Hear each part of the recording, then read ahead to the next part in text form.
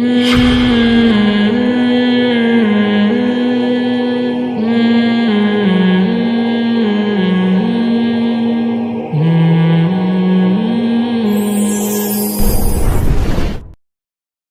دن ہم بلائیں گے ہر انسان کو بھی امامہم اس کے اعمال نامے کے ساتھ. امام کا مطلب اعمال نامہ. یہاں اعمال نامے کو امام اس لیے کہا گیا ہے کہ انسان اپنے امام کے مطابق چلتا ہے. تو قیامت کے دن ہم اپنے اعمال نامے کے مطابق چلیں گے، چاہے جنت میں جائیں یا اللہ ہم سب کو بچا کے رکھے چاہے جہنم کی طرف. تو چونکہ انسان اپنے اعمال نامے کے تابع ہوتا ہے اس لیے اس کو امام کہا گیا. تو آپ کو پتہ ہے پچھلے رکوع میں مشرکین نے کہا کہ کون دوبارہ زندہ کر سکتا ہے. اللہ نے جواب میں کیا فرمایا کہ تم پتھر بن جاؤ، لوہا بن جاؤ، لیکن اللہ تمہیں دوبارہ زندہ کر دے گا. اب اسی کی تفصیل بیان ہو رہی ہے کہ زندہ کر کے کیا کرے گا. اللہ فرماتے ہیں ہر انسان کو اس کے اعمال نامے کے ساتھ بلایا جائے گا. فمن اوتی کتابہ بیمینہ، پس جو شخص اس کا اعمال نامہ اس کے دائیں ہاتھ میں دے دیا جائے، فاولئک یقرؤون کتابہم، یہ اپنی کتاب کو، کیونکہ کتاب کہتے ہیں جس میں لکھا ہوا ہو، مکتوب، لکھی ہوئی تحریروں کو، تو اس لیے اعمال نامے کو کتاب بھی کہا گیا ہے. تو اللہ فرماتے ہیں یہ لوگ اپنے اعمال ناموں کو پڑھیں گے، ولا یظلمون فتیلا، اور ان پر ذرا بھی ظلم نہیں ہوگا. یعنی جو جس نے نیکی کی ہوگی اس کو اس کا پورا بدلہ ملے گا، کسی کی نیکی کو اللہ ضائع نہیں کرے گا. وَمَنْ كَانَ فِي هَذِهِ أَعْمَى، اور جو شخص تھا فی هَذِهِ اس دنیا میں، اعمیٰ اندھا، یعنی اللہ کے احکامات سے اندھا بن گیا، دیکھنے کی کوشش ہی نہیں کی کہ اللہ کیا کہتا ہے، اللہ کے احکام کیا ہیں، سیدھے راستے کو دیکھنے کی کوشش ہی نہیں کی. فَهُوَ فِي الْآخِرَةِ أَعْمَى، تو وہ آخرت میں بھی اندھا ہوگا. آخرت میں اندھے کا مطلب ہے کہ وہاں بھی سیدھے راستہ جو جنت کی طرف جاتا ہے اس سے اندھا ہوگا. وہ جب اہل ایمان اس جنت کے راستے پہ چلیں گے تو اس کو وہ راستہ نظر نہیں آئے گا. وَأَضَلُّ سَبِيلًا، اور زیادہ گمراہ ہوگا راستے کے لحاظ سے. کیا مطلب؟ دنیا میں جتنا گمراہ تھا سیدھے راستے سے، آخرت میں جنت کے راستے سے اس سے بھی زیادہ گمراہ ہو جائے گا. وہ دنیا میں جیسے اس کو سیدھا راستہ نظر ہی نہیں آتا تھا، تو جنت میں اس سے بھی زیادہ سیدھا راستہ، جنت کا راستہ اس سے اوجھل ہو جائے گا. وَإِن كَادُوا لَيَفْتِنُونَكَ عَنِ الَّذِي أَوْحَيْنَا إِلَيْكَ، اور قریب ہے کہ یہ لوگ آپ کو فتنے میں ڈال دیں، عَنِ الَّذِي، اس وحی سے، أَوْحَيْنَا إِلَيْكَ، جو ہم آپ کی طرف وحی کر رہے ہیں. اس آیت کے بہت سارے شان نزول بیان کیے گئے ہیں. میں تفسیر کے لیکچرز میں یہ بات بار بار بتاتا رہا ہوں کہ شان نزول کا مقصد صرف یہ نہیں ہوتا کہ اس موقع پہ یہ آیت نازل ہوئی، بلکہ صحابہ تابعین جو کہتے تھے نا کہ یہ آیت فلاں کے بارے میں نازل ہوئی، تو مطلب یہ ہوتا ہے کہ اس آیت کا مصداق، یعنی یہ آیت فلاں واقعے پہ بھی فٹ ہو رہی ہے، یہ مطلب ہوتا ہے. تو اس لیے مفسرین نے جب کسی واقعے کے مختلف شان نزول لکھے ہوتے ہیں تو لوگ کنفیوز ہوتے ہیں کہ بھئی یہ اس وقت نازل ہوئی یا اس وقت نازل ہوئی. تو بھائی وہ نازل جس وقت بھی ہوئی ہمیں اس سے بحث نہیں ہے، لیکن مفسرین کے مطابق، محدثین، صحابہ تابعین کے مطابق اس آیت کے بارے میں یہ واقعہ بھی، یہ آیت اس واقعے پہ بھی فٹ ہو رہی ہے. تو اب قرآن کیا کہہ رہا ہے کہ قریب ہے یہ لوگ آپ کو اس وحی سے ہٹا دیں، فتنے میں ڈال دیں جو ہم آپ کی طرف وحی کر رہے ہیں. کیا مطلب؟ ہم نبی صلی اللہ علیہ وسلم کو وحی کر رہے ہیں کہ آپ نے توحید پر قائم رہنا ہے، آپ نے مشرکین کی مخالفت کرنی ہے، آپ نے شراب کو حرام قرار دینا ہے، آپ نے نماز کو فرض قرار دینا ہے، آپ نے صلہ رحمی کا حکم دینا ہے، آپ نے آخرت کے وجود کا قائل ہونا ہے. بہت سارے احکامات جو نازل ہو رہے ہیں، تو اس کے خلاف مشرکین مکہ اور وہ تمام لوگ جو یہود و نصارہ تھے وہ اتنی زبردست سازشیں کر رہے ہیں کہ ان کی سازشوں کو اور ان کے ری ایکشن کو دیکھ کر لگتا ہے کہ وہ پیغمبر کو اس وحی سے ہٹا دیں جو پیغمبر پر وحی نازل ہو رہی ہے. یعنی کوئی عام آدمی اگر ہوتا اور ایک دعوے کو لے کر اور ایک دعوت کو لے کے چلتا تو وہ اتنی مخالفت برداشت کر نہیں سکتا تھا، وہ کچھ نہ کچھ ان کی طرف مائل ہو جاتا. اور اس کا نتیجہ کیا نکلتا؟ لِتَفْتَرِيَ عَلَيْنَا غَيْرًا، تاکہ اے محمد آپ ہم پر جھوٹ باندھے، غیرہ یعنی غیر الذی اوحینا الیک، جو ہم وحی کر رہے ہیں اس کے علاوہ کا جھوٹ باندھیں، یعنی اس کے علاوہ کو آپ ہماری طرف منسوب کر دیں۔ کیا مطلب کہ یہ آپ کو شریعت سے ہٹانا چاہتے ہیں۔ جب آپ شریعت سے ان کی وجہ سے بالفرض اگر ہٹ گئے تو نبی کا ہر عمل اس کی نسبت اللہ کی طرف ہوتی ہے، تو نتیجہ کیا نکلے گا؟ اے محمد صلی اللہ علیہ وسلم، اگر آپ ان کی باتوں میں آ کے شریعت سے ہٹ گئے اور کچھ ان کی مان لی آپ نے، تو یہ ایسے ہوگا جیسے آپ ہم پر جھوٹ گھڑ رہے ہیں، کیونکہ آپ تو پیغمبر ہیں، تو پیغمبر جو عمل کرتا ہے اس کی نسبت اللہ کی طرف ہوتی ہے۔ تو آپ ہماری مرضی کے بغیر کوئی عمل کریں گے تو ہماری طرف نسبت ہوگی، لوگ کہیں گے دیکھو اللہ نے پیغمبر کو اس بات کا حکم دیا ہے، تو یہ ہم پر جھوٹ باندھنا کہلائے گا، یعنی اس میں پیغمبر کو اور زیادہ پکا کیا جا رہا ہے کہ آپ نے ان کی طرف مائل ہونے کا تصور بھی نہیں کرنا ہے، کیونکہ آپ کی پوزیشن ایک عام لوگوں کی طرح نہیں ہے۔ عام آدمی سیدھے راستے سے ہٹے گا تو کنفیوژن نہیں ہوگی کہ سیدھا راستہ کون سا ہے، غلط راستہ کون سا ہے۔ آپ اگر ہٹ گئے ان کی باتوں میں آ کے، ان کے دباؤ میں آ کے، ان کے جبر میں آ کے، تو یہ کہلائے گا کہ گویا شریعت تو وہی ہے جو آپ کر رہے ہیں، حالانکہ وہ آپ ان کی باتوں میں آ کے کر رہے ہوں گے معاذ اللہ۔ تو اس لیے یہ لوگ تو پورا زور لگا رہے ہیں، ان کادو، ان میں نے بتایا نا انا کے معنی میں ہے، جب ان کے بعد لام تاکید کا آتا ہے تو یہ انا کے معنی میں ہوتا ہے۔ کادو کا مطلب بھی بتا چکا ہوں کہ یہ قریب ہے کہ یہ آپ کو فتنے میں ڈال دیں، یعنی آپ کو ہٹا دیں اس وحی سے جو ہم آپ کی طرف نازل کر رہے ہیں، جس کا رزلٹ کیا نکلے گا؟ لِتَفْتَرِيَ عَلَيْنَا غَيْرَهُ، تاکہ آپ ہم پر گھڑیں اس وحی کے علاوہ کسی اور چیز کو گھڑیں گے، یعنی لوگ یہ سمجھیں گے یہ اللہ کہہ رہا ہے، تو یہ ہم پر جھوٹ گھڑنا کہلائے گا یہ عمل۔ وَإِذًا، اور اگر ایسا ہو گیا، یعنی اذ کان کذا، اگر ایسا ہو گیا، لَاتَّخَذُوكَ، اصل میں تھا، سوری یہ ترجمے میں گرامر بتا چکا ہوں، وَإِذًا، اور اگر ایسا ہو گیا، لَاتَّخَذُوكَ، یہ ٹھہرا لیں گے آپ کو خلیلا، جگری دوست، یعنی یہ دنیا کا فائدہ تو آپ کو مل جائے گا کہ آپ کو جو مخالفت ہو رہی ہے، یہ مخالفت نہ صرف ختم ہو جائے گی بلکہ یہ آپ کے ایسے خلیل سے اوپر دوستی کا کوئی مقام نہیں ہے۔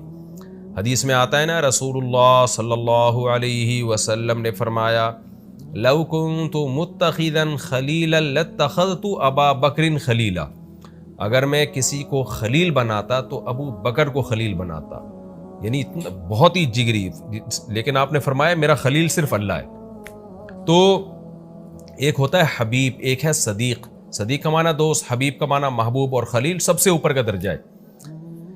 تو یہ آپ کو بہت زیادہ جگری دوست بنا لیتے، بعض لوگوں نے اس کا اردو میں ترجمہ کیا ہے، بعض مفسرین نے گاڑھا دوست بنا لیتے، تو اتنا زیادہ یہ ٹوٹ کے آپ پہ مرنا شروع ہو جاتے اگر آپ ان کی طرف مائل ہو جاتے، یہ دنیاوی مفاد آپ کو حاصل ہوتے اور یہ بھی اتنا خوش ہو جاتے۔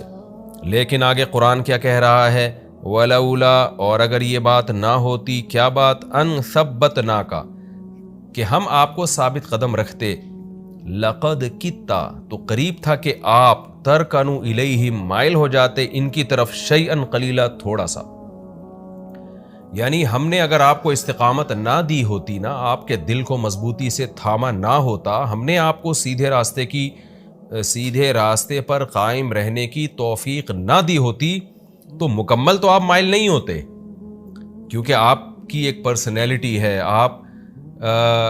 آپ صادق اور امین سے مشہور ہیں، آپ اپنے ویژن سے ہٹنے والے نہیں ہیں، لیکن ان کا جو وار ہے نا، اور ان کی سازشیں اتنی خطرناک ہے کہ کچھ نہ کچھ تو آپ کا بھی میلان ہو جاتا، لیکن ہم نے کیا کیا ہے، آپ کو بھی ثابت قدم رکھا اس پر، اور آپ کو بھی سیدھے راستے پر ہم نے مضبوطی سے جما دیا، یعنی ہماری توفیق بھی اس میں شامل حال ہے کہ ہم نے آپ کو ان کی طرف مائل ہونے نہیں دیا، جیسے کہ قرآن میں دوسری مقام پر آتا ہے نا، وَإِن كَانَ مَكْرُهُمْ لِتَزُولَ مِنْهُ الْجِبَالُ، انہوں نے آپ کے خلاف ایسی سازشیں کی ہیں کہ اگر یہ سازشیں پہاڑ کے خلاف ہوتی تو پہاڑ اپنی جگہ سے ہل جاتے، ایسی سازشیں انہوں نے آپ کے خلاف کی ہیں کہ آپ اپنے مشن سے ہٹ جائیں، تو ہم نے آپ کو ثابت قدم رکھا ہے، اگر ہم نہ رکھتے تو کچھ نہ کچھ آپ کا بھی ان کی طرف میلان ہو جاتا۔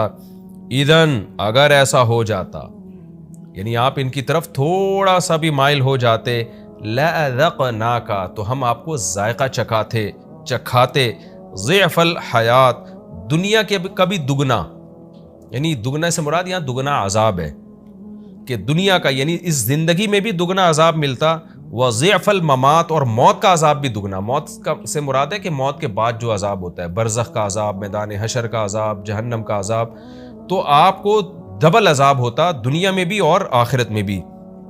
ثم، پھر اس کے بعد، لا تجدو، اے محمد صلی اللہ علیہ وسلم آپ نہیں پاتے، لکا اپنے لیے، علینا ہمارے خلاف، نصیرہ کوئی مددگار جو ہم آپ کو ہمارے عذاب سے بچا لیتا.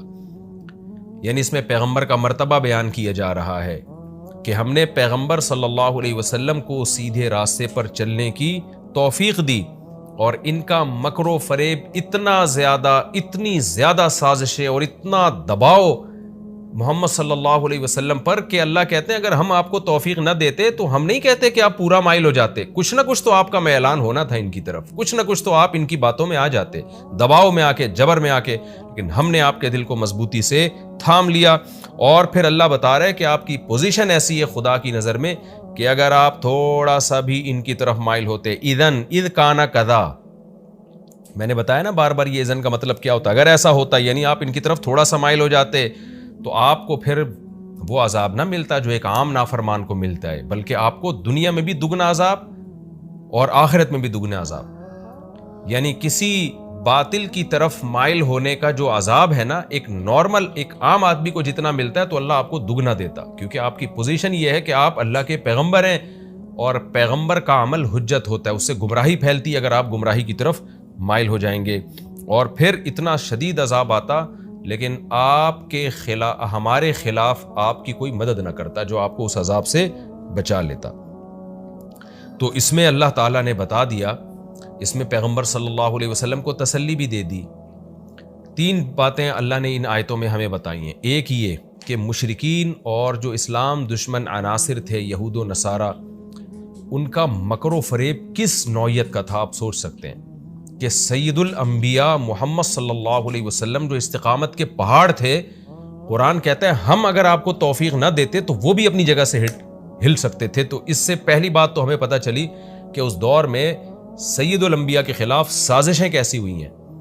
نمبر 2، دوسری بات یہ پتہ چلی کہ نبی صلی اللہ علیہ وسلم ان کی طرف مکمل مائل نہیں ہونا تھا آپ نے، لیکن اس بات کا امکان تھا کہ تھوڑا سا مائل ہو جاتے. اس میں بھی پیغمبر صلی اللہ علیہ وسلم کی فضیلت ہے کہ اتنی سازشوں کے بعد تو لوگ مکمل بک جاتے ہیں، فروخت ہو جاتے ہیں، باطل کے نظریے کو گلے لگا دیتے ہیں. قرآن کہہ رہے ہیں نا یہ بات تو محمد صلی اللہ علیہ وسلم سے ممکن ہی نہیں تھی. اس بات کا کسی درجے میں امکان ہو سکتا تھا کہ تھوڑا سا مائل ہو جائیں، لیکن اللہ کی توفیق شامل حال ہوئی اور اللہ نے آپ کو ثابت قدم رکھا. تو یہ بات بھی ہمیں پتہ چلی کہ نبی صلی اللہ علیہ وسلم کے ساتھ اللہ کی مدد شامل حال تھی. یہ اور ان جیسی بہت ساری آیات کی روشنی میں اہل سنت والجماعت کا یہ عقیدہ ہے، اتفاقی متفق علیہ عقیدہ ہے کہ انبیاء سے کبھی گناہ سرزد نہیں ہوتا. کیونکہ اللہ نے آپ کو بچایا کیوں؟ اس لیے بچایا نا کہ پیغمبر کا عمل حجت ہے. اگر آپ ان کی طرف مائل ہو جاتے تو لوگ اس باطل کو جو آپ تھوڑا سا ایکسیپٹ کر لیتے تو لوگ اس باطل کو بھی شریعت کا حصہ سمجھ کے اس کو فالو کرتے. تو اللہ تعالیٰ پیغمبروں کو کے دلوں کو مضبوطی سے تھامتے ہیں اور پیغمبروں کو اللہ صبر کی توفیق دیتے ہیں. دوسری بات ہمیں یہ پتہ چلی. تیسری بات ہمیں پیغمبر کی جو پوزیشن، آپ کا جو مقام اور مرتبہ، یہ بھی پتہ چل گیا کہ اللہ کی نظر میں آپ کا مقام کتنا بڑا ہے کہ اگر آپ تھوڑا سا بھی باطل کی طرف مائل ہوتے تو اللہ قرآن میں کہہ رہا ہے کہ میں آپ کو ڈبل عذاب دیتا. ظاہر ہے اللہ نے عذاب نہیں دیا اس لیے کہ آپ صلی اللہ علیہ وسلم مائل نہیں ہوئے، اور مائل کیوں نہیں ہوئے اس کا امکان ہی نہیں تھا، آپ آخری نبی ہیں. تو لیکن اتنی بات تو پتہ چل گئی نا کہ اللہ کی نظر میں سید الانبیاء کا مقام کیا ہے. تو یہ آیت بھی علماء نے رسول اللہ صلی اللہ علیہ وسلم کی فضائل میں ذکر کیا ہے کہ اللہ کی نظر میں آپ کا مقام کتنا زیادہ ہے. اس کی مثال ایسے ہے جیسے آپ کا کوئی بہت خاص ہو جس کو آپ نے خاص عہدہ دیا ہوا ہو، آپ اس کو کہتے ہیں کہ بھائی اگر تم نے کوئی غلطی کی تو میں تمہیں نہیں چھوڑوں گا. تو صورتاً تو یہ دھمکی ہے، لیکن دوسرے یہ بھی سمجھ رہے ہوتے ہیں کہ بھائی اس آدمی کی نظر میں اس کا مقام کیا ہے. اور ویسے ہی کوئی آدمی اٹھ کے آپ پہ جھوٹ باندھتا پھرے، کچھ الٹا سیدھا کرتا رہے تو آپ اس کی بات کو ویلیو ہی نہیں دیتے ہیں. اب لوگ کہیں گے بھائی اس کو تو دھمکیاں مل رہی ہیں، اس کو دھمکی نہیں مل رہی، اس سے تو یہ پتہ چلتا ہے کہ جس کو دھمکی نہیں مل رہی وہ عالی مقام ہے اور جس کو دھمکیاں مل رہی ہیں وہ کم درجے کا ہے. نا اس سے ہی پتہ چل رہا ہے کہ جس کو دھمکی نہیں دی جا رہی نا تو اس کی ویلیو ہی نہیں ہے خدا کی نظر میں. اس کی ویلیو نہیں ہے، اس کے عمل کو ہم اپنی طرف منسوب ہی نہیں کر رہے. جس کی ویلیو ہے اس کا ثواب بھی زیادہ اور اس کا عذاب بھی زیادہ.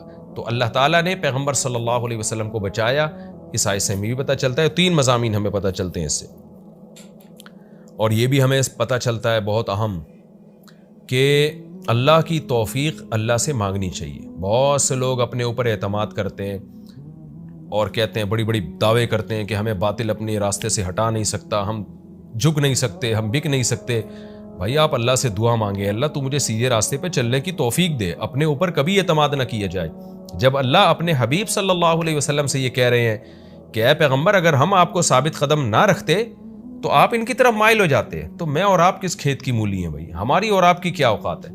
جیسے اللہ نے موسیٰ علیہ السلام کی ماں کے بارے میں کہا نا قرآن میں کہ موسیٰ کی ماں کو ہم نے کہا کہ اس بچے کو صندوق میں ڈال دو، اور پھر فرعون کے پاس سے فرعون کے محل سے وہ صندوق نکلا، وہاں سے بچہ نکلا. تو موسیٰ کی ماں پریشان ہو گئی کہ میرا بچہ فرعونیوں کے پاس پہنچ گیا. اب بتا دینے میں نقصان تھا، بتا دیتی وہ قتل کر دیتے. تو قرآن کیا کہہ رہا ہے، وَلَوْلَا أَرَّبَطْنَا عَلَىٰ قَلْبِهَا، اگر ہم موسیٰ کی ماں کے دل کو مضبوطی سے تھام نہ لیتے تو قریب تھا کہ ان کا عادت لتبدی بھی، وہ جا کے بتا دیتی میرا بچہ ہے. تو اللہ نے آپ کے دل کو مضبوطی سے تھاما. تو صبر کی توفیق اللہ کی طرف سے ملتی ہے، لہذا اس کی دعائیں ہمیں اللہ ہی سے مانگنی چاہیے.